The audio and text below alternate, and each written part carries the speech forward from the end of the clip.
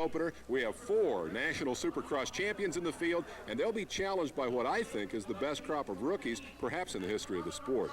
I would have to agree with that. The exciting action is coming our way very shortly, but first, let's take a look at 1989.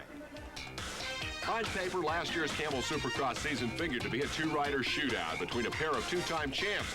Team Honda's Rick Johnson, a slight favorite over Team Kawasaki's Jeff Ward.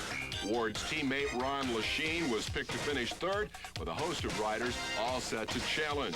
We went to the season's opener right here in Anaheim. The forecasters went back to the drawing boards. First, Ward suffered a sprained ankle. That left the Kawasaki star on the sidelines for the first half of the season. Meanwhile, Jeff Stanton, number 7, and Guy Cooper, number 10, a pair of Honda riders, surprised the experts, established themselves as contenders. The only guy who really performed as predicted was this guy, Rick Johnson, defending champ, took the checkered flag and started a win streak that wouldn't be broken until round 6 of the series, Atlanta, Georgia. And in that race, Cooper, Jeff Stanton, and Rick Johnson provided some of the most exciting racing of the year. When it was over, Stanton claimed his first Supercross win ever. A week later, the bottom dropped out for Johnson. The superstar from El Cajon, California, hurt in an outdoor race, sidelined for the remainder of the year. The door to the Supercross championship was open once again, but not for long, because Stanton made it 2 in a row at Daytona and then came back 3 in a row with a checkered flag at the Houston Astrodome. A new star, a new national champion was born. Stanton demonstrated he'd mix it up with the best of them all season long, electrifying the crowds from one end of the country to the other, wide open riding style. And by season's end, Stanton, en route to the 1989 Camel Supercross Championship, had 5 wins and some of the best race action ever. Of course, the Michigan kid will carry a heavy burden, and that is that number 1 plate that he wears for 1990. Winning the championship is one thing, defending it is quite another, and a lot of talent there to challenge, including, of course, the rejuvenated Ricky Johnson, and also back from injury, Jeff Ward, hoping to make up for last year's disappointment, plus that great crop of rookies that we mentioned earlier. And that sets the stage for 1990. Dave, a number of riders with something to prove. Well, 3 come to mind, of course, and that would be Jeff Ward and Rick Johnson, both who want to prove they still have the magic after last year's injuries. Jeff Stanton simply wants to prove that he can win the title again against a healthy Johnson and Ward. And you know, I don't think we should forget the rookies. Damon Bradshaw, Mike Kidrowski, Jeff Matasevich, and a world motocross champion from France, Jean-Michel Bale. When we return, we'll take a close-up look at the track here in Anaheim Stadium, and we'll get underway with the racing action. Keep it tuned to ESPN.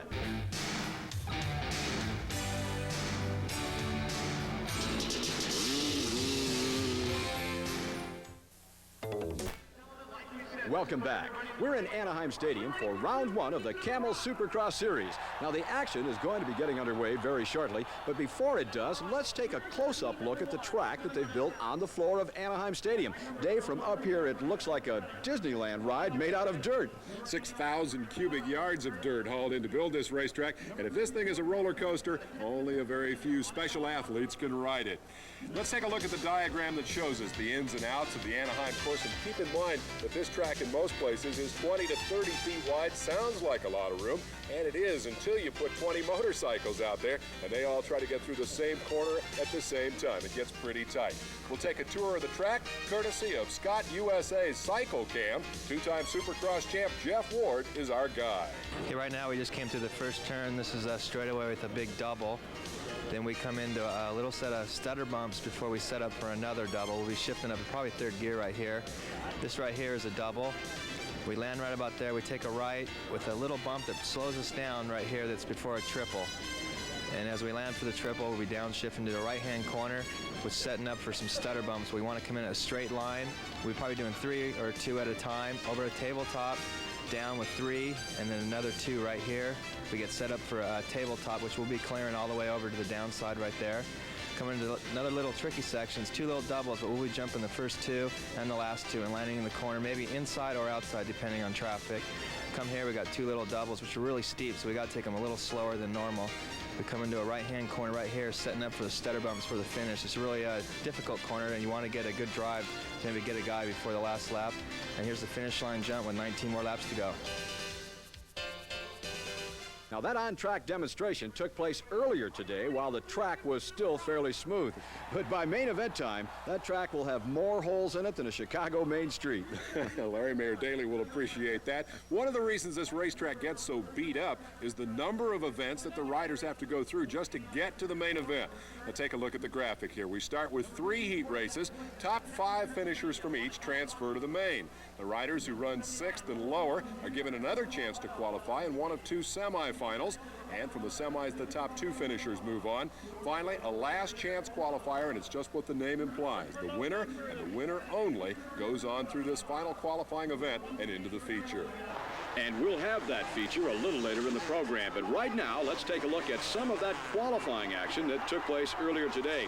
And speaking of action, watch this move coming up. That was Damon Bradshaw, rider number 8 on the white Yamaha. He was trying to launch number 20, and of course that green Kawasaki, Jeff Matasevich, into orbit, and he didn't do too bad a job. If you're Matasevich, you have to hate life at that point. But Bradshaw was able to open up a rather large lead.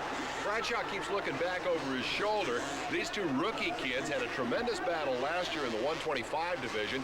Now they're into the feature class. That's your 250 division, and it's their first meeting in the big leagues. And watch what happens right here. Bradshaw coming across the racetrack, tries to block Matasevich, crashes the motorcycle, which whacks Jeff on the side of the head. That was a remarkable move. Not that Bradshaw fell, because Bradshaw has a history of falling. If we look back at 1989, you'll see that several times during the year, that young man from Charlotte, North Carolina, fell all by himself. We'll have to see if in 1989 he's been able to overcome that problem. What I was referring to saying remarkable was that Jeff Matasevich was able to stay upright. Let's take another look at that crash. Well, it really was, Larry. Here's Bradshaw. He's trying to cut across those whoops and get in front of Matasevich. The angle gets the back wheel swapping ends, and there you saw the front wheel whack Matasevich right on the temple. He was able to keep it upright. Bradshaw kept on trucking. Matasevich wins the race. And he won it, Dave, with some pretty heavy competition behind him. A couple of Supercross champions, Rick Johnson and Johnny O'Mara, plus Guy Cooper. So that kind of reinforces the youngsters' position in this Supercross event. Well, the youngsters have so much enthusiasm, and winning the heat race is a great confidence builder here for Matasevich. The fact that he battled another rookie, Bradshaw, I think that's probably just a grudge match, if you will. As we mentioned before, those guys really want to beat each other. They want to beat all those famous guys you just listed. They really want to have it out with each other. And watch this. Nice finish jump for Matasevich, who's real proud of his accomplishment. Johnson, O'Mara, Cooper, and Kehoe round out the top 5. Bradshaw will have to come back and run the semifinal to make it into the feature here tonight. And that's a rough way to make it into the feature. He'll have to run one more race than the rest of the competition. Stay with us. More qualifying coming up. Welcome back.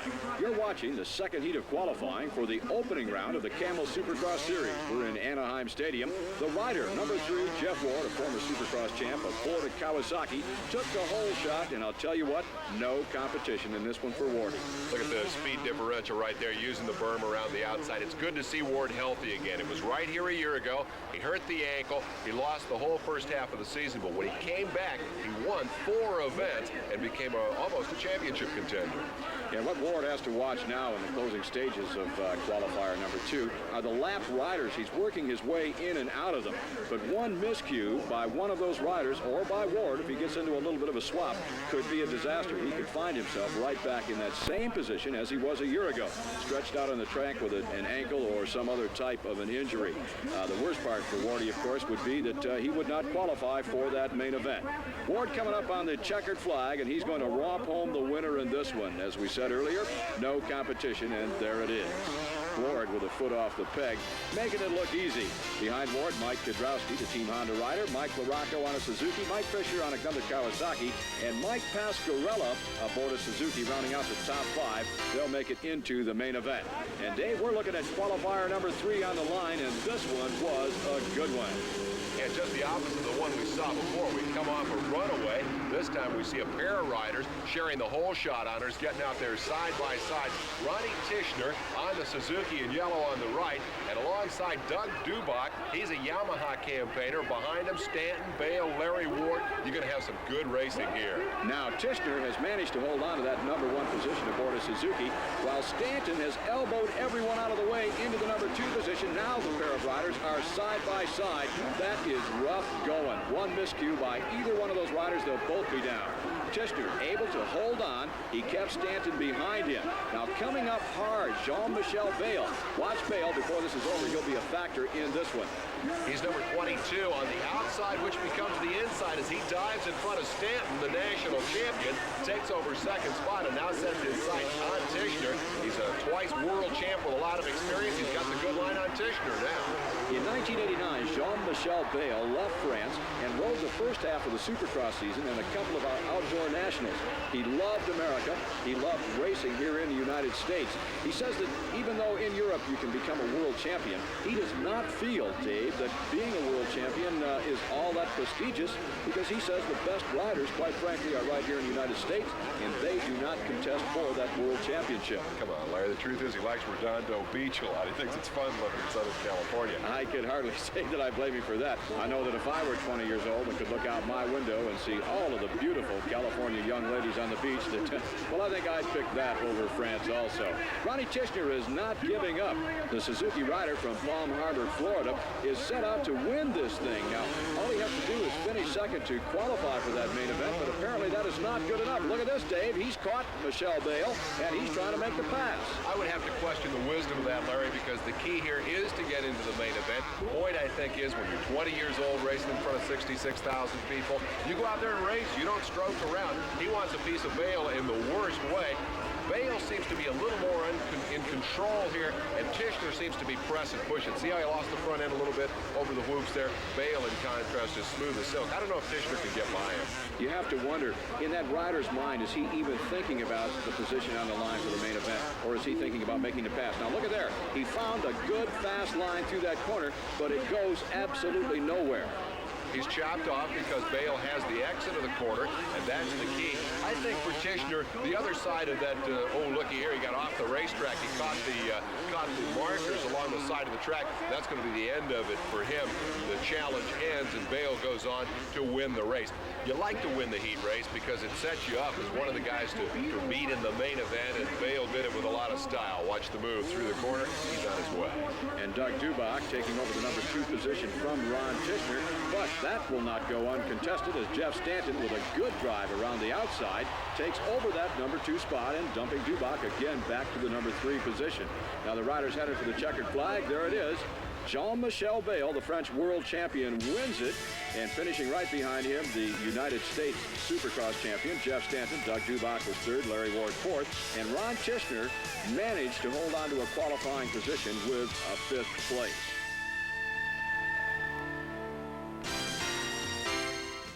Welcome back. You're watching Supercross. I'm Larry Myers, and this is Dave Despain. We're in Anaheim Stadium for round 1 of the Camel Supercross Series.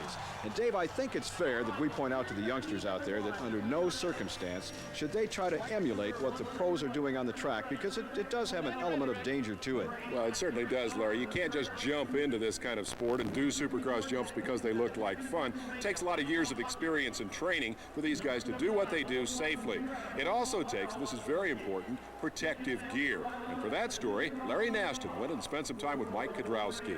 With me now is 125cc National Motocross champ Mike Kudrowski from Team Honda. And Mike is showing us today a little bit about the safety gear he's going to use for tonight's Anaheim Supercross. First of all, we'll start off with his helmet. You'll notice it is a full-face helmet. It's got protection all the way around. And the helmet fits perfectly. Not too tight, not too loose. He's also got a squat quick-load tear-off system. You'll notice that Mike will pull the tear-off away when debris gets on the goggle lens. This ensures clear vision for further racing. He's also got on a chest protector, protecting the shoulders and the stomach and the chest. This is in case he gets a handlebar hit or actually goes down. He's also got a padded jersey underneath it. And a very important feature of Mike's uniform is his TX10 motocross glove. This enables him to grip the grip really well, be able to do the brakes and the clutch, and if he goes down, his hands are protected. Also, he's wearing TX10 motocross pants. The pants are made of nylon and leather. On the side and inside of the pant, they have a shin guard. These shin guards will take any rocks to the kneecap, or if he should happen to hit the foot peg with his kneecap. And probably one of the most important parts of Mike's uniform tonight will be his TX10 motocross boots. You'll notice the shifting plate right here and the braking plate. This allows for traction. Also, he has an ankle protector, and this keeps his ankle from getting hit against the frame. And you'll notice on the other side of the boot, it goes up with Velcro, and inside is a lace and lock system that keeps the ankle in place. And there you have it, Mike Kudrowski dressed for warfare here at the 1990 Camel Supercross Series opener, the Anaheim Supercross. Thank you, Larry. And Mike Kudrowski, here's hoping you don't need that protective gear you were good enough to model for us. Well, the problem for Kudrowski and the newcomers, Larry, is pressure. It's overwhelming in the stadiums. They don't have quite as much experience, and I think getting over-eager would be the thing that might cause a crash and would test that helmet. Well, Mike Kudrowski has already qualified for the main event, and we'll see that a little later this evening. But coming up, more qualifying. We go to semifinal highlights now. You'll remember this guy, Damon Bradshaw, crashed in the heat race while battling with Matasevich. So now he's out front all alone. Remember his tendency last year to crash while in that position. Perhaps the advantage of riding the semi, Larry, is that you get a look at the racetrack. It changes all night long. You definitely do, Dave. There are new lines, there are new grooves in the track that were not there when Bradshaw rode that heat race. Now, all of those contenders that rode early on and have to wait until that main event will not have that look at the track. So some riders feel it is an advantage, although I think that if you took a poll and gave them their druthers, that they would much rather be in that main event without having to suffer through one more race. Could be worse, Larry. Lowell Thompson in yellow and Larry Brooks are battling for third and fourth here, and that will send them into the last chance qualifier. They've got to ride yet another event. Damon Bradshaw, meanwhile, having it his own way out in front. And you're right, Dave, only the top two finishers in the semifinal, if you remember that from our graphic that we showed you earlier, make it into the main event. Larry, this was a very good race for Yamaha. They haven't won a Supercross feature in well over a year. Here you see they run 1-2 in the semifinal. Bradshaw and Sean Kalos both go to the main event, while Brooks, Thompson, and Andrews will ride the last chance qualifier. And that's the way it went in semi number one. Here's semi number two now, the final semi of the day. Again, the top two riders will make it into the main event. Now, leading this one, he has, since the drop of the gate, number 34 aboard that yellow Suzuki, Ray Somo from Capistrano Beach, California. He took the whole shot, has never had to look back. He's making a laugher out of this one. He likes to run the outside of the racetrack. He's dealing with the traffic very well. Keeping your concentration is a key issue here. Jason Upshaw in second is trying to figure out where Somo went. Here comes Upshaw. He's number 53. He'll get that second spot and the other starting spot in the main event. But Somo definitely has this one covered. He's just as smooth as glass out there. And right behind him, watching those smooth as glass lines, hoping he'll be able to use them in the main event a little bit later this evening, is rider number 53, Jason Upshaw, who will finish in the number 2 position. Ray Somo takes the checkered flag and the win in semi number 2. Now, you have to make it into that main event to make money, so that's got to make Somo happy. He wins it, Upshaw second. Those riders finishing behind the first two runners will have to go through the last chance qualifier if they're going to make it into the main event. Coming up, the 125cc main. Stay with us. We'll be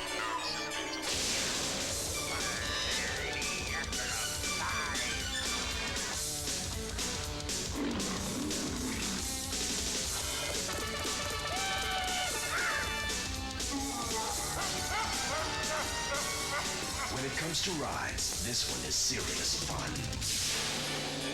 The new Cub, only from Honda.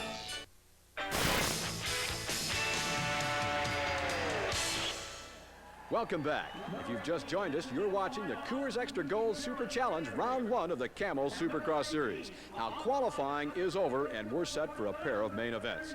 First up, the 125 class. We've not had the opportunity of seeing these youngsters yet tonight, but I can tell you, Dave, from past experience, that it is going to be great racing. Well, they're the Young Turks for sure, and they're here to put on a show. The whole goal in the 125 class is to get yourself noticed. If you win a race or if you win a championship in this division, for these youngsters, that can be the ticket to a factory ride and a big contract in the 250 class for next year. And the 125 class is on the line, and this one is just about to get underway. Now watch the riders. They're hunched over the front of the motorcycle. They're revving the engine when the gate drops, and you'll notice that each section drops all at the same time, so each rider has an equal opportunity to get out of the gate. Then they're off, and look, a crash in the first corner. We'll get back to that crash, but let's set it up for you right now. On the extreme right-hand side of the screen, number 31 aboard that yellow Suzuki. He just double jumped into the lead. That's Jimmy Gaddis.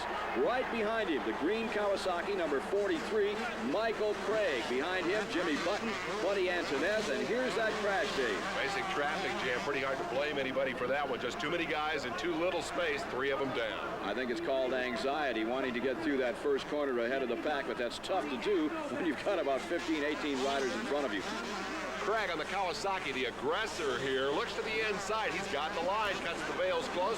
He'll come out ahead of Gaddis to take the lead. But boy, he's almost off that motorcycle. I think he's riding a little over his head, and Gaddis comes back around him on the outside. These guys are so pumped up, Larry. Indeed they are, and why not? It's opening night, round 1 of the series in Anaheim Stadium. 66,000 spectators. Now, most of these youngsters in this 125 class, and that's what they are, Dave. They are youngsters. This is the training ground for the stars of tomorrow. From here, they'll elevate themselves into the 250cc class. Now, most of them have never raced in front of audiences like they're doing tonight, and that has got to pump anyone up. New guy on the move here as the lead battle continues up front. Here is Buddy Antunez. He has moved around Button to take over 3rd spot. Sets his sights on the leaders, Gaddis and Craig, and they continue to have a great battle. Antunez may be riding the more strategic race here. He let all that first couple of laps thrash get sorted out, let these guys beat on each other. Now he'll set them up and try to run them down. They got a good race going, and now they both seem to have settled in and they're running good lines. Number 31, Gaddis, your leader. 43, Mike Craig in 2nd. And running in 3rd, Buddy Antunez, rider number 60. And look at that move. Craig is all over Gaddis. His strategy now, Dave, is very clear. He's trying to force a mistake out of Gaddis, and that's kind of unusual for this early in the race. I would have thought he would be content to follow for a few more laps. A lot of people say in racing the rule is don't follow the guy. Whatever you do, don't sit on his rear wheel. Try him. Show him the front wheel. If he takes the outside line, you duck to the inside. And Craig was doing exactly that. He's trying to shake Gaddis up, get him to make a bobble, and then be able to slip by. But while they're doing that, Antunez in yellow is closing right up on him. This is going to be a 3-rider race, side by side through the whoops. Well, you have to think, though, that the action up front between Michael Craig and Jimmy Gaddis is being caused by the rider in 3rd place, as you pointed out, Buddy Antunez. He came up seemingly from out of nowhere. He's put the pressure on the front runners and made it difficult for them to take it easy. There goes Craig on the inside, and Gaddis again with that good drive. He caught the rail around the outside, got up a good head of steam, cleared the double jump, and Craig behind him taking the inside line to only make it a single. So here we go through the whoops, and again Antunez putting on the pressure, and again the 2 riders drawing side by side. This time Michael Craig makes the pass, and it looks like he's going to make it stick. Patience is a virtue. Craig just waited for the right opportunity, stuck it to Jimmy Gaddis. The question now is not whether or not Gaddis will be able to repass, but whether Gaddis can hold on to the number 2 position. Sometimes a rider will get into a rut a little bit discouraged because something like that happened to him, and he'll drop his guard just a little bit. Antunez will be quick to pounce if that happens. Here's our leader, and a look at how he got there. Craig set this up in the previous corner by taking the high line. That puts him on the inside as they come into this left-hander. Nothing Gaddis could do about it. Back to the action, and rider number 43, Michael Craig, aboard that lime green Kawasaki, is starting to pull away from the rest of the field. Meanwhile, behind him, Jimmy Gaddis, number 61, has his hands full.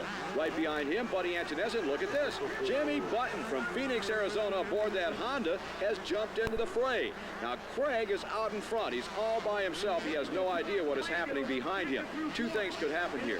Either they'll get caught up in that battle for 2nd, 3rd, and 4th, and they'll be worried about each other and drop further off the pace, or they'll push each other to new heights, and they'll start to close on Craig. We'll have to see what happens. Well, I'll tell you what, Antunez is definitely keeping Gaddis at full speed, pressuring him. You saw him bump his rear wheel there in the previous corner.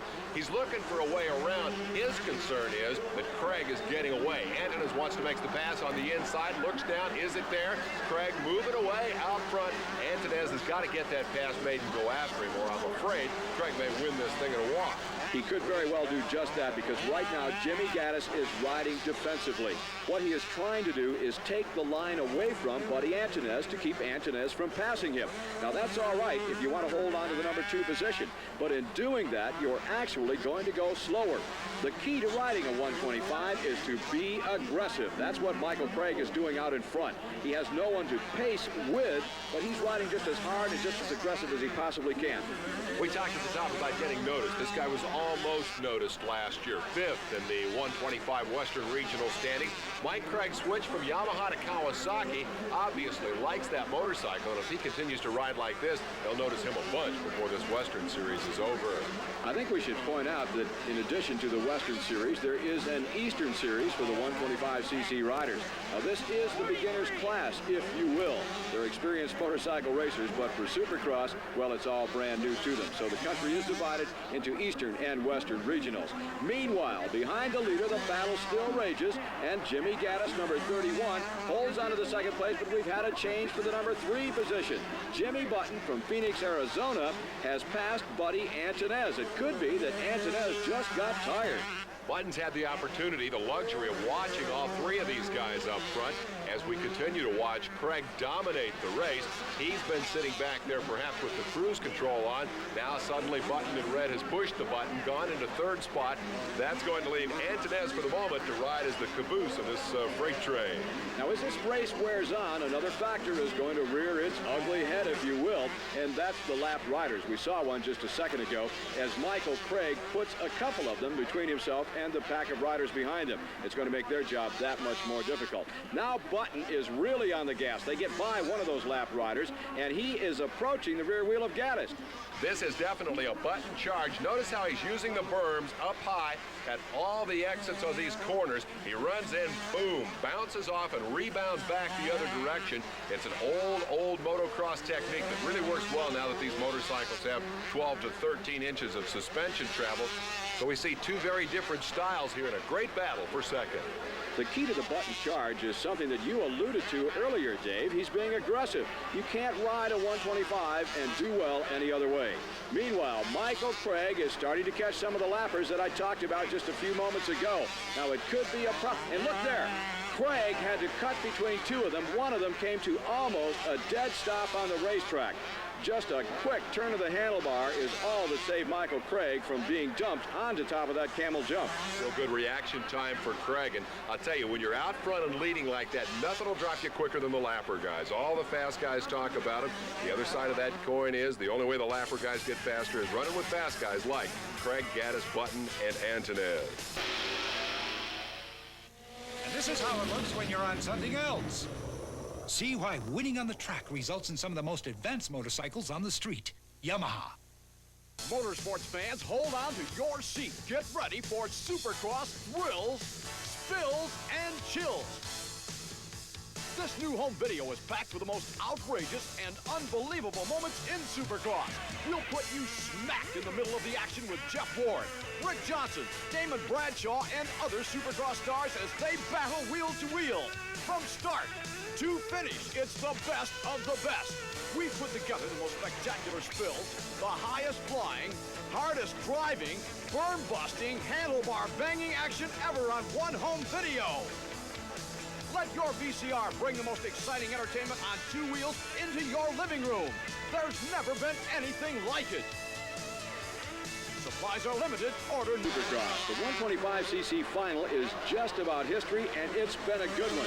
With a couple of minor exceptions, I'd have to say, Dave, that the riders in this one performed very, very well. I'm impressed with Craig because he was able to come out of that early scramble, get himself together, set a pace, and run away. Look at this. He's showing off for the folks here as he heads for what turns out to be a pretty easy victory. We can only speculate, but that easy victory could be due in part to the blocking that Jimmy Gaddis did early in the race. He held up this fellow, Buddy Antonez, who is currently running in the number 2 position, and Jimmy Button, who is running 3rd. While we were away, Gaddis has pulled off the racetrack, so that could well be your finish order. Gaddis is going to run downfield here today as Craig runs away with it. We're on the final lap, just a few more corners to go, and Craig will take the first victory of the season in this 125 series. Now, Craig will have his work cut out for him throughout the rest of the series. A couple of riders involved in that opening lap crash that we saw earlier. You can bet one of them, Jeff Emmick, is going to be a factor. There's the checkered flag, and oh boy, you talk about smiles. There's one happy young man as Craig wins it in what turned out to be a walkaway. Gaddis' retirement leaves Antonez and Button 2nd and 3rd. Zip Ty Davis 4th. Kyle Lewis 5th. Let's go to Terry Boyd, who's with our winner, Mike Craig. Michael Ray, Craig, Team Green Kawasaki. Mike, what a battle. You battled it through the whole moto with the Suzuki guys.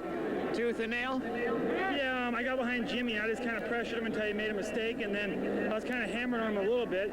My dad, everybody from Kawasaki told me to just mellow out if I'm in front. So once I got out in the lead, I kind of just took a deep breath and try to ride as smooth as I can, and don't look back. Now, in the early laps, you and Jimmy Gaddis were really going at it. It looked like you were banging a bit more than bars out there. Yeah, I was just trying to put all the pressure I can on him just to, if he's in shape, I think he could have hung up with it, but I mean, the guy rode a good race, but I was just trying my hardest. I was putting everything I got on him. And there's another look at Mike Craig as he crosses the finish line. That has to be the biggest win of his career. You know, Larry, we said going in that the idea for these 125 kids is to be noticed. I think all 66,000 people and maybe a half dozen factory reps are going to leave here tonight knowing the name Mike Craig. And when the series moves east, we're going to see a whole new bunch of riders, and we're going to see the whole thing over again. They're exciting there just as they are in the west. They're fast because they're hungry. Now, we're just a few moments away from the 250cc main event. Before we get there, though, let's take a look back at the 1989 season opener right here in Anaheim Stadium. Kawasaki's Jeff Ward and Honda's Rick Johnson were supposed to provide the fireworks at the 89 season's opener, Anaheim Stadium. But when the gate dropped, neither of those guys was close to the front. In fact, Ward was on the sidelines with a sprained ankle, Johnson back in the pack. Out front, number 20, the former Supercross champ, Team Suzuki's Johnny O'Mara. In recent years, Johnny O's had knee problems that not only kept him from winning, but in fact kept him from working out. So it's no wonder that as the race progressed and O'Mara stretched out his lead, everybody was wondering if he could keep it all together. Just past the midway point, that question was answered. O'Mara, with the race firmly in hand, pulled off to the side of the racetrack. Big problem here. The problem was not the knees, it was the motorcycle. The frame was broken. It was later learned that a special part of the steering stem of the bike was the culprit. Meanwhile, Ricky Johnson found himself in the right place at the right time. He worked his way through the pack and was in second place when O'Mara dropped out. The defending Supercross champ took the lead, was never threatened. Later on the victory rostrum, Johnson had this to say: "My bike won, I didn't. The Suzuki broke, my Honda kept running." Behind Johnson, it was a battle for the runner-up spot. That kept the crowd entertained as Guy Cooper from Stillwater, Oklahoma, fought off the repeated charges from Jeff Stanton, number 7. Here's one of those charges right there. The Michigan kid, 3/4 of the race in the books, finally got by Cooper, held on to finish second. Cooper remained in third, giving Team Honda a sweep in the first 3 spots. And there's last year's winner, Rick Johnson, with his mechanic, Brian Lunas. Can he do it again? Let's check in with some of the fans here in Anaheim and find out what they think. Who do you think's going to win the race today? Jeff Ward. Damon Bradshaw. Rick Johnson. Jeff Stanton. Hopefully, I believe it'd be Ron Tishner or Suzuki. John Michelle Bell. O'Mara. We'll find out who was right after this. Stay tuned. Cross Series is about to get underway. I'm Larry Myers. With me to help bring you all the exciting action of this main event is Dave Despain. White knuckle butterfly time, Larry. A lot of money, a lot of points, a lot of factory contracts at stake here. Everybody totally focused on that starting gate. It drops, you go. And the 1989 Camel Supercross season is underway. 20 of the fastest Supercross riders in the world thunder down that long straightaway, and 2 of them are not going to make it through corner number 1. One of them, Mike Kidrowski. I'm not sure who the other one was. They're both okay. Meantime, out front, rider number 8 aboard the Yamaha, Damon Bradshaw. Right behind him, Jean-Michel Bale, the Frenchman. In third place, number 20 is Jeff Matasevich. Fourth, the reigning Supercross champion, Jeff Stanton. Behind him, Rick Johnson and a whole host of riders. This Supercross is underway with all of the tough guys, the top guys up front. Let's go back and look at that crash. 5 guys in a 2-man funnel here is all it amounts to. Kidrowski, number 11, got into the guy in front of him, slid into Larocco, took them both out. In the meantime, it's Damon Bradshaw out front. Dave, I have no idea where Bradshaw came from. To be honest, I thought Bale was going to walk away with a whole shot of this one. Jeff Stanton was worked up to 4th, and here comes Doug Dubach, who's moved into the number 5 position. Bradshaw won the start by learning from the heat race. He was stuck on the outside there and won the start, so he came back and took the outside for the main, but it's a big gamble. Watch for him way up by the bales, hard on the gas. If he doesn't beat all of those guys through the corner, it's going to be a big crash. Ooh, he just gets ahead of Dubach, drops Doug back to 5th. Bradshaw comes out with the lead. Great piece of work. And that's the kind of gamble that a Supercross rider has to make, Dave, if he wants to find himself in the winner's circle. Right now, we're looking at a battle for the number 2 position. position. There's Matasovic. He squeezes underneath Jean-Michel Bale, and he holds on. Matasovic, the same rider that Bradshaw tangled with in his heat race, has moved into the number 2 spot. Right behind him, Jean-Michel Bale. If Bradshaw looks over his shoulder and sees Matasovic, you got to wonder, will it start playing tricks with his mind? Because that is the guy that put him down. Although it was not Matasovic's doing, it is the guy that put him out of that heat race. And here's the pass again. Just a good inside move by Matasovic. Bale left it open, tried to ride the rail. Jeff said, I'll take the short way, and got into second spot. Now he's all over Bradshaw. And this is definitely a grudge match, not only from the heat, but from a year ago in the 125 class. Bradshaw was the best in the East, Matasovic the best in the West. Now we find out who's the best, period. If indeed one of these two guys can hold on to win this main event. It's 20 laps long, and we're only 3 down, so there's a long way to go in this one. Right now, Bradshaw is making it look easy, while Matasovic seems content to follow. But it's not all that easy. I want to tell you, behind them, the toughest Supercross riders in the world. How tough? Earlier, we posed that question to a former Supercross champion. Jeff Ward, rider number 3, had this to say. Well, I think it's a lot tougher this year. There's a lot of riders coming up. You know, Ricky got injured last year. I was injured, and some other riders got in there. They got some wins and got some confidence with them, you know, and Jeff Stanton's one of them, and Damon Bradshaw's coming up, Jeff Matasovic. There's just a lot of these riders, Kudrowski, that are going to, you know, they're learning, but they got the ability to win. So I don't think it's just going to be a runaway by any rider this year. And we'll be back with more main event. Round 1 of the Camel Supercross Series from Anaheim Stadium in Anaheim, California. Damon Bradshaw in the white Yamaha, number 8, is your leader. He was your leader.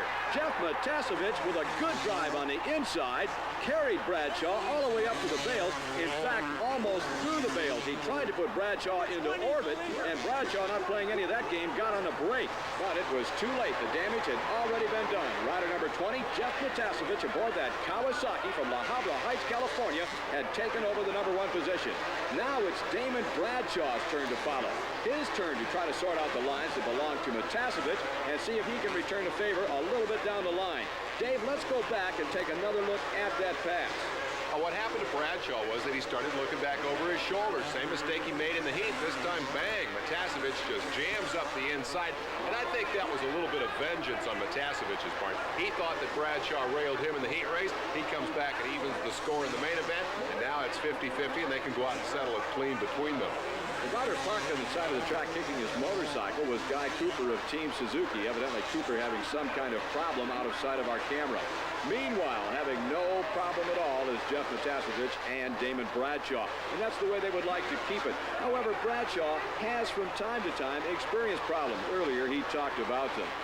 Well, my biggest goal is to stay on 2 wheels a little more this year than I did last year, and I think that's just going to come from riding the 250. I ride a 250 a little smoother than I do a 125. And to try to be in the top 5 at the end of this year. You know, maybe my goals are going to change, you know, throughout the year after I feel a little more confident on winning. I feel like I can win tonight, and, you know, so I'm just looking forward to it.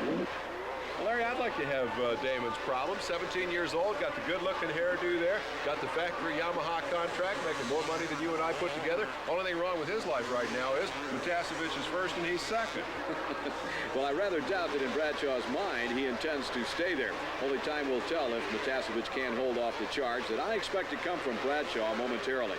Behind them, the best Supercross riders in the world are the established stars, the veterans, and frankly, the riders that were picked to win it all out here today. Dave, we're looking at what could be the changing of the guard. I think it's remarkable that a 20-year-old kid and a 17-year-old kid are having this incredible battle for the lead here, while all the big names are back in the pack. Maybe it's a one-night fluke. Maybe it is, as you say, Larry, the changing of the guard. Let us not lose sight of the fact that these kids have a tremendous amount of experience. Supercross riders typically start racing motorcycles when they're 5 and 6 years old. So they've got a lot of track time, a lot of seat time under their belts. What they don't have a lot of is experience as the stars of the big show. They've been in stadiums, they've been before 66,000 people before, but always in the support class. Now, it's just these 2 kids for the biggest prize in Supercross racing. I think the winner will be the guy who stays cool under pressure. And talk about pressure, did you see that move that Bradshaw tried to put on Matasovic and how Matasovic countered it? Bradshaw tried to put a wheel on the inside of that corner. Matasovic hit the brakes. They call that brake checking. Let's go back and take another look, Dave.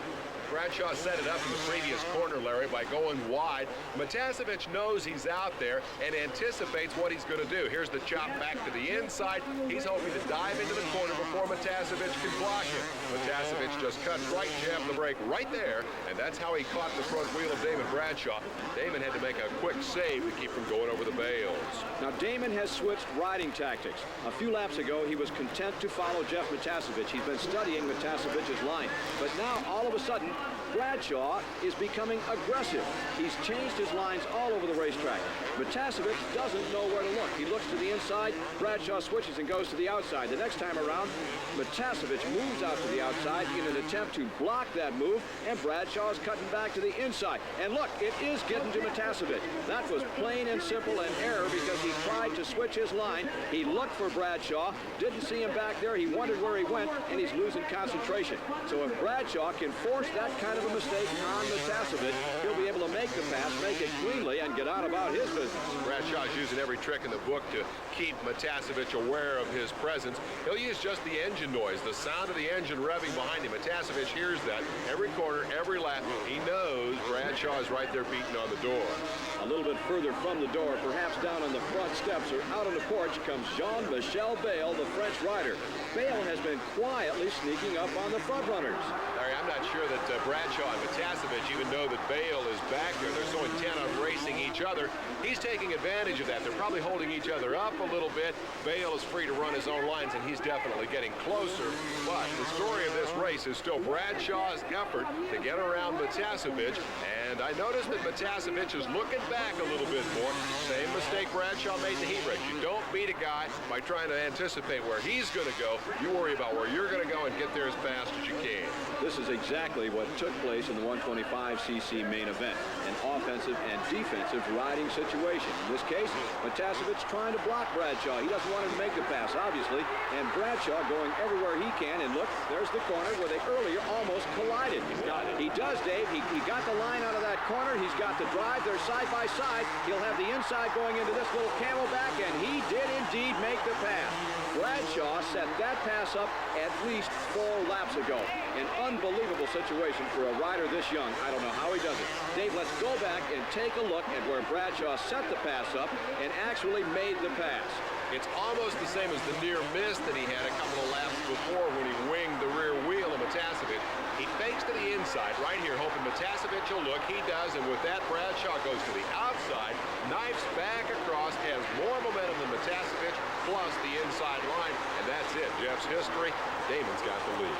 An unbelievable situation, as I said earlier. And look, now, Jeff Matasevic is being challenged by Jean-Michel Bayle. Either something is wrong with Matasevic's motorcycle, or he's just plain lost his momentum. Now, that can happen. A rider has the lead, has things going his way, when all of a sudden the cork is pulled, which happened to Matasevic when Bradshaw passed him. And we could be in a momentum situation here. He looks tired to me. He's starting to make mistakes that he wasn't making earlier. I'm not sure what it is with Matasevic, but I think perhaps the pressure of the race with Bradshaw's getting to him. He's just making little bitty bobbles, and that's what's letting Bayle get to him. Now, Jean-Michel Bayle has won 2 world championships. He did it in the 125 class, did it in 1989 in the 250cc class. I mentioned earlier that Bayle had considerable Supercross experience here in the U.S. He ran 1/2 of the circuit last year, his best finish being a second down in Miami at Joe Robbie Stadium, and he is all over Matasevic, inside, outside, you name it. Look at this. Looks like a replay of the Bradshaw episode. He's going to have the inside line coming into this right-hander. Boom! Out of my way, kid. I'm gone.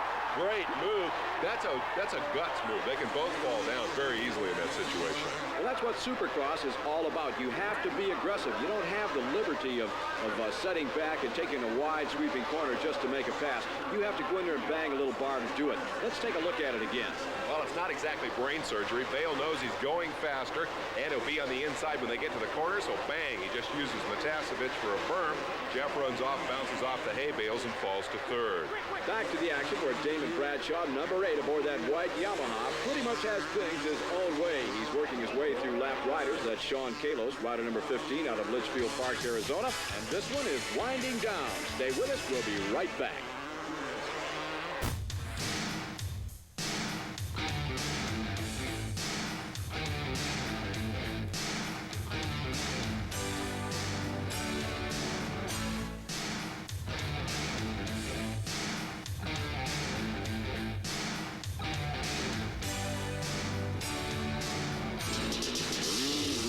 AMA Supercross Series, I'm Larry Myers. With me, Dave Despain. That's Damon Bradshaw. With 2 laps to go, Bradshaw is leading the series opening event. Sitting in the number 2 position, rider number 22, the French world champion, Jean-Michel Bayle. This has been an extremely exciting race, Dave. It has indeed, and Bayle has been the late race star as he came up, took that runner-up spot away. Too late to challenge Damon Bradshaw. The headline on this one is going to be, the kid wins in Anaheim. 17 years old, and he's going to whip the best in the business and beat him impressively. There's nobody behind him. He's gone. He's going to run away with this thing. Even more significance is the fact that the first veteran is back in the number 4 position, and that's Jeff Ward. Out in front, we have a rookie, Damon Bradshaw, as Bradshaw takes the white flag, signifying 1 lap to go.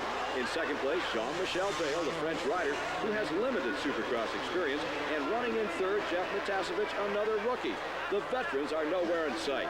Wouldn't it be awful if Bradshaw had one of those experiences now that he had so many times last year where he did fall off while leading? I think not. I think he's got this race in hand, and now all he's thinking about is how high he's going to jump when he gets to that final checkered flag. I'll tell you what, if that did happen, I'll bet his dad or Bradshaw would come looking for you with a shotgun if they watched this telecast.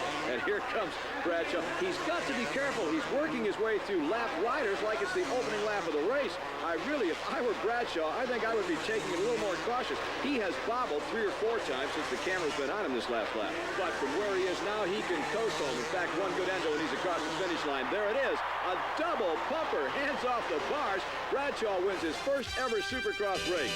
That has got to make Team Yamaha happy. Finishing in the runner-up position, Jean-Michel Bayle. Jeff Matasevich was 3rd. Jeff Ward, the first veteran in sight, was 4th. And Doug Dubach, another Team Yamaha rider, finishing in the number 5 spot. 6th through 10th look like this. Rick Johnson, the defending champ Jeff Stanton in 7th, Mike LaRocco, Ron Tishner, and Johnny O'Mara. Let's go down to Terry Boyd, who was with Damon Bradshaw. All right, we're down here on center stage with the opening round number 1 winner of the 1990 Supercross season, Team Yamaha's, the Southern sensation, Damon Bradshaw. Now, Damon, you had a tough battle all night long with the chicken. What was going through your mind when he was on your back tire? Well, I knew he was back there and he was putting a lot of hard pressure on me, and I just wanted to try to ride smooth, and once he got around me, I wanted to do the same as him. He was me, putting a lot of pressure on him, and I noticed he started making mistakes, and he made a mistake, and I went for the pass and rode smooth the rest of the race. Now, in your first qualifier tonight, it looked like you guys were banging more than bars. Was there some bad blood when you guys got back out here in the main? No, I just wanted to,